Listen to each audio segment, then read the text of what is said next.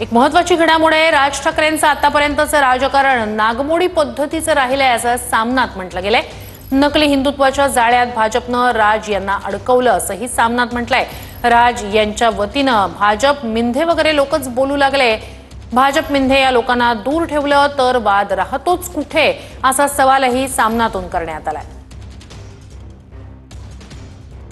तर महाराष्ट्राला आणखी काय हवं असं म्हणत सामनात संपादकीय आहे भाजपचं राजकारण वापरा आणि फेका या वृत्तीचं आहे। मोदी शहा फडणवीस हे देशाचे नाही तर महाराष्ट्र राज्याचे तरी कसे होते।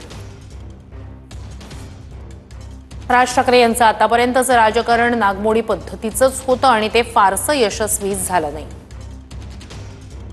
भारतीय जनता पक्ष एसएनसी वगैरे लोक राज यांच्या खांद्यावर बंदूक ठेवून शिवसेनेवर हल्ले करत राहिले।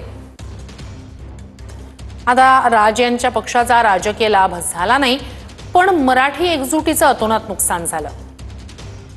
राज यांच्या वतीनं भाजप मिंधे वगैरे लोकच बोलू लागले त्यामुळे भाजप मिंधे या लोकांना दूर ठेवलं तर वाद राहतोच कुठे असं सामनाच्या संपादकीयमध्ये म्हटलंय।